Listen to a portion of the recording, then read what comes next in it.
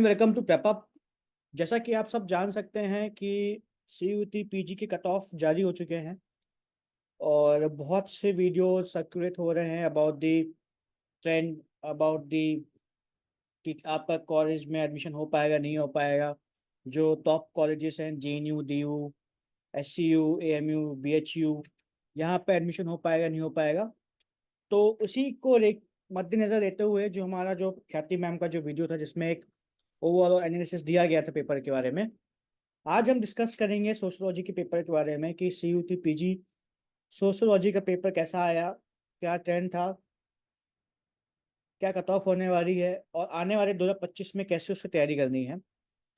तो इस वीडियो को आगे बढ़ने से पहले please subscribe to our channel, और जिसको भी यूजीसी नेट, पीजी या सीयूटी यूजी के फ्री नोट्स चाहिए उनको हमारा टेलीग्राम ग्रुप आपको ज्वाइन करना है।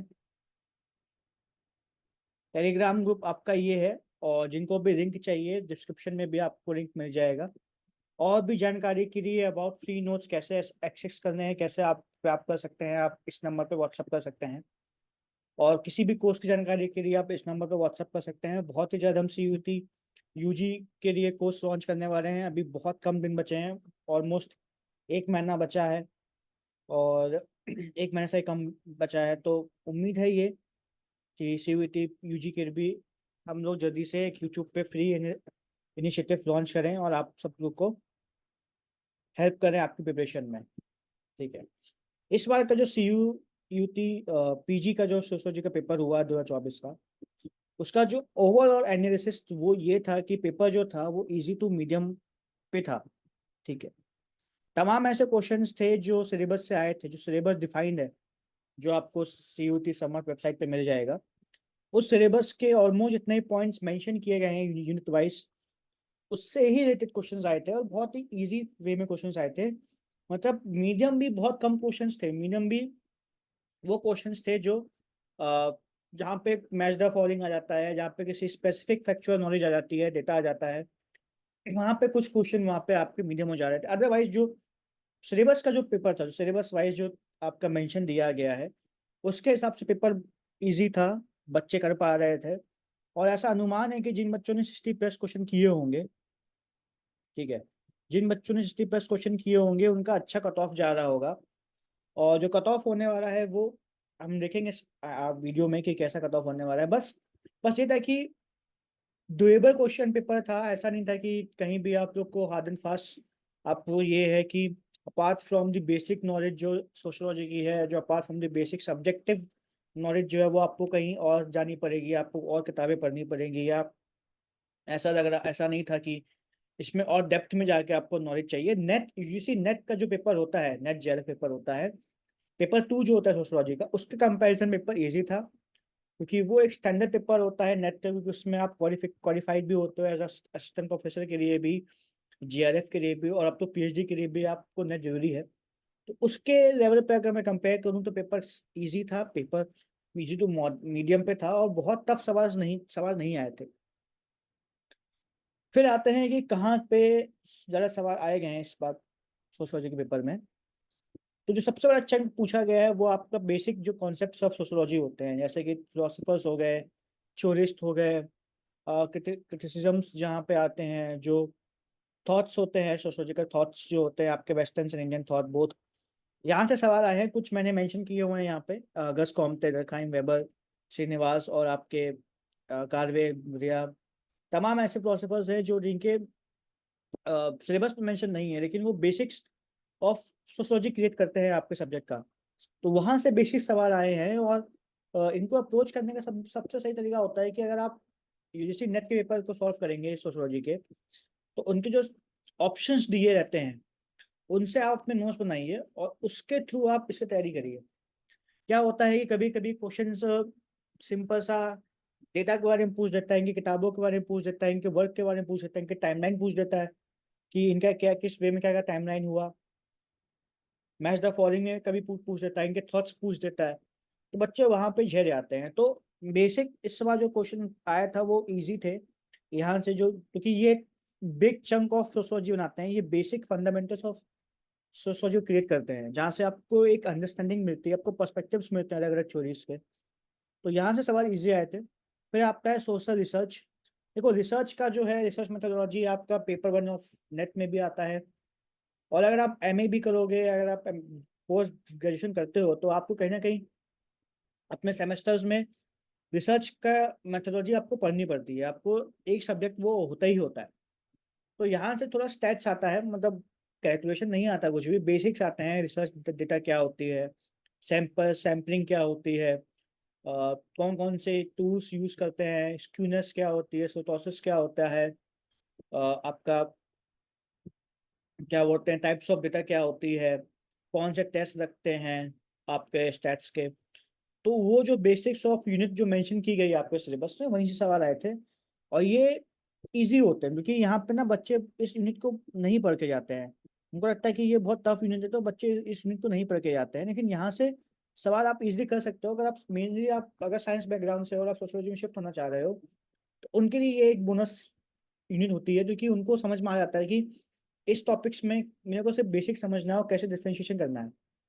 फिर होता है इंडियन सोसाइटी। इंडियन सोसाइटी आपका बेसिक्स ऑफ सोशियोलॉजी है। इवन आप ग्रेजुएशन भी करोगे और आप सिलेबस भी देखोगे, इस बार का जो सिलेबस था उसके बेसिस के हिसाब से क्वेश्चंस आए हैं, बेसिक क्वेश्चंस आते हैं।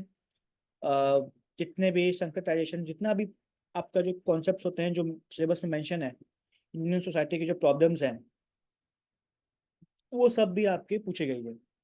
फिर social problems in India syllabus में अच्छे से मेंशन है, इसको आप देख सकते हैं। आपका यूनिट 3 हो गया या यूनिट 5 हो गया, यहाँ से सवाल अच्छे से आते हैं। फिर social change and social culture, यहाँ पे कम सवाल आए थे, लेकिन एक हाँ एक सिग्निफिकेंट अमाउंट ऑफ अच्छे क्वेश्चन आए थे। कंपैरेटिवली कम सवाल थे, लेकिन फिर भी 3-4 क्वेश्चन आते हैं। और ये 3-4 क्वेश्चन क्या होता है ना, कि कट ऑफ में आपको रोक देता है। फॉर एग्जाम्पल अगर आपका पेपर बहुत अच्छा भी गया, लेकिन अगर आप कहीं ना कहीं 5 मार्क्स से आप मिस कर गए या 10 मार्क्स से मिस कर गए, तो वो कभी कभी वो टॉपिक्स होते हैं जहाँ पे आप इग्नोरेंस को लेके चलते हो और आप इन टॉपिक्स को अच्छे से कवर नहीं करते हो। ठीक है। फिर जो ट्रेंड देखते हैं 2022 से 2024 के बीच में, क्या ट्रेंड था। 2022 का जो पेपर था वो first paper of CUET PG का था। हालांकि सीयूटी पीजी पहले भी हो रहा था, लेकिन जो अब यूजीसी करवा रहा है, जो अब एनटीए जो अब नया पैटर्न आया, नया ट्रेंड आया है, उसके हिसाब से देखेंगे तो आपको जो डिफिकल्टी लेवल था वो सी 2022 में ज़्यादा था। वहां से सवाल ज़्यादा आए गए थे, ज़्यादा टफ सवाल थे, क्योंकि पहली बार पेपर था तो बच्चे भी कंफ्यूज थे कि कैसा सवाल आ सकता है। क्या नेट के लेवल का आएगा, या जो पुराना सीयूटी हो रहा था उसके बेसिस पे आएगा, या जो अलग यूनिवर्सिटीज दे रही थी। फॉर एग्जाम्पल जेएनयू का अलग पेपर होता है, हो रहा था, डीयू का अलग पेपर हो रहा था, बीएचयू का अलग पेपर हो रहा था।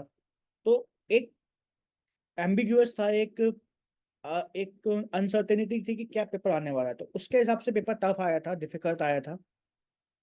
2023 में मीडियम टू डिफिकल्ट लेवल पे था, क्योंकि एक किसी भी पेपर को एक ट्रेंड सेट करने में टाइम लगता है, एग्जामिनर को ट्रेंड सेट करने में टाइम लगता है। उनको लगता है कि क्या बच्चों की डिमांड है, क्या पेपर माना चाहिए, कि नई नई यूनिवर्सिटीज ऐड होती हैं इसमें। हर बार हर साल कुछ यूनिवर्सिटीज ऐड हो जाती हैं, तो उनके हिसाब से भी पेपर आना चाहिए। यूजीसी का सिलेबस मॉडिफाई होता है हर साल। तो तमाम ऐसे थी कि डिफिकल्टी लेवल कम था, लेकिन मीडियम था। इस बार जो पेपर हुआ 2024 में, वो आपका इजी टू मॉडरेट हुआ है। मतलब पेपर आपका कंपैरेटिवली इजी की साइड था, मॉडरेट में थोड़ा सा टेंडिंग था। जो कि हर पेपर में होगा, ऐसा तो होने नहीं वाला कि आपके 60 75 क्वेश्चन आपके इजी आ जाएंगे ताकि आप पूरा कर लो। इतना था कि हाँ आप कर सकते हो, आप अच्छे से एनालिसिस कर सकते हो अगर आपने बेसिक तैयारी भी की है। और अगर आप सब्जेक्ट चेंज कर रहे हो, आप साइंस बैकग्राउंड से या अदर बैकग्राउंड से चेंज होने वाले हो, इंजीनियरिंग बैकग्राउंड से चेंज होकर आ रहे हो, तो आप इसको अटेम्प्ट कर सकते हो। आप अच्छे कॉलेज में एंट्री दे सकते हो अगर आपने बेसिक अंडरस्टैंडिंग भी की है। और ये खास है कि उन बच्चों को ये अच्छे से और अट्रैक्ट करता है, पेपर किया होगा जो यूपीएससी की तैयारी कर रहे हैं। क्योंकि उनका ऑप्शनल होता है, वो ऑप्शनल जो होता है यूपीएससी का, वो सब्जेक्टिव वे में पढ़ते हैं, लेकिन पेपर जो आता है वो एमसीक्यू बेस आता है। तो सब्जेक्टिव नॉलेज को एमसीक्यू में कन्वर्ट करने में कभी कभी टाइम लग जाता है। और बच्चे सब्जेक्टिव नॉलेज तो रखते हैं, बैकग्राउंड तो क्लियर उनको समझ में आता है, लेकिन वो उसको फैक्चुअल डेटा उनको याद नहीं रहता है। उनको डेट्स याद नहीं रहती है, उनको बुक्स याद नहीं रहती है, उनको थॉट्स याद नहीं रहते हैं। तो ये पेपर जो था ये उनके लिए मुझे लगता है ज़्यादा फेवरेट था, ज़्यादा फेवरेबल था, ताकि वो बच्चे इसमें आ सकें और उनको भी एक अच्छा एक अपॉर्चुनिटी मिल सके, ताकि वो पेपर में अपना एडमिशन अच्छी जगह ले पाए। अब 2025 के लिए क्या एक सोच होनी चाहिए, वो सोच होनी चाहिए कि आप सबसे पहले बेसिक कॉन्सेप्ट्स को पढ़िए। किसी भी सब्जेक्ट में अगर आपको अच्छे मार्क्स लाने हैं तो उसको बेसिक कॉन्सेप्ट्स में ही पढ़ा जाता है। आप प्रीवियस से पेपर लगाइए, उनके ऑप्शंस के नोट्स बनाइए। ये हेल्प करता है, अगर आपने ऑप्शंस को अच्छे समझा है प्रीवियस से पेपर को और उसके नोट्स बनाए हैं, आपने माइंड से समझा है एग्जामिनर का, तो आप अच्छे से नेक्स्ट पेपर आपको अटेम्प्ट कर सकते हैं। फिर सोशल रिसर्च, ऐसे मैंने बताया कि ये ऐसा टॉपिक है जहाँ पे बच्चे मिस आउट कर देते हैं, ठीक है, क्योंकि ग्रेजुएशन में बच्चे नहीं पढ़ते इतना उसको सीरियसली और उनको टफ लगता है, क्योंकि ये थोड़ा सा साइंटिफिक या टेक्निकल साउंड करता है, मैथमेटिकल साउंड करता है, तो बच्चे इसको इग्नोर करते हैं। आप इग्नोर मत करिए। 5 से 10 क्वेश्चन आराम से बन सकते हैं। मतलब मैं बताऊँ कि 5 क्वेश्चन भी अगर बन रहे हैं ना, तो ये आपके लिए बहुत अच्छी अपॉर्चुनिटी होगी कि आप अच्छे से क्वेश्चन अटेम्प्ट कर पाओगे। फिर इंडियन सोसाइटी को माइंडसेट में रखिए कि ये आपका चंक है। 2022 में इससे बहुत सवाल आए थे, धीरे धीरे कम हुआ है पिछले 3 साल के ट्रेंड में, बट फिर कुछ पता नहीं कि नेक्स्ट इससे सवाल फिर से आ जाए, और ये आपका बेसिक्स ऑफ अंडरस्टैंडिंग क्रिएट करेगा। तो आपको इसको और अच्छे से समझना है, ठीक है, इसको माइंडसेट में करना है। जितना भी यूनिट में दिया हुआ सबसे सिंपल चीज़ है कि सिलेबस को अपने सामने रखिए, उसके एक एक पॉइंट, एक एक यूनिट को अच्छे से नोट्स बनाइए। बहुत से एआई सॉफ्टवेयर आ चुके हैं, गूगल है आपके पास, बुक्स मिल जाएंगे मार्केट में। इवन हम लोग भी आप लोग को बुक्स प्रोवाइड करने वाले हैं बहुत जल्दी, सोशियोलॉजी की लॉन्च करेंगे, सीवीटी पीजी की। आप वहाँ से हेल्प ले सकते हैं और आपको फिर अच्छे से आपको topic wise, subject wise comprehensive way में आपको सिलेबस कवर करना है और आप इजीली उसको कवर अप कर सकते हैं। जो कट ऑफ जाने वाली है इस साल 2024 की, वो थोड़ा हाई जाएगी ऑब्वियसली, क्योंकि पेपर इजी तो मॉडरेट था। तो इन जनरल जनरल की जो कट ऑफ होगी वो 260 प्लस होने वाली है।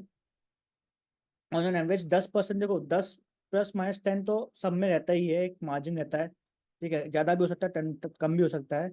± 10 तो हर एक मार्जिन रहता है, जो कि एग्जैक्ट तो कोई भी नहीं बता सकता आपको, लेकिन हम एक आइडिया आपको दे रहे हैं कि ±10 आप मान के चलिए, इसके ऊपर होगा 260 प्लस जाएगी। ओबीसी और ईडब्ल्यू से कट ऑफ जनरल के आसपास ही रहती है, और उन दोनों के आपस में भी ऑलमोस्ट सेम रहती है, कोई चेंज नहीं होता है।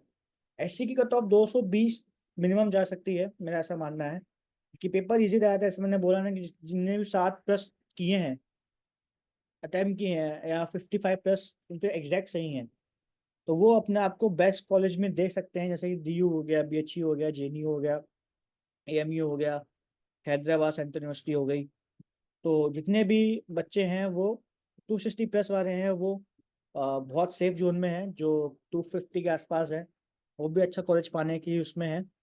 240+ जितने भी बच्चे हैं किसी भी कैटेगरी में, वो अपना बेस्ट कॉलेज, अपना बेस्ट इंस्टीट्यूशंस को खुद से चॉइस कर सकते हैं। अदरवाइज जो बाकी हैं वो थोड़ा सा एक मार्जिन में है, और उनको फोकस करना पड़ेगा नेक्स्ट, या उनको थोड़ा सा और विश तक चाहिए ताकि उनका सिलेक्शन हो जाए।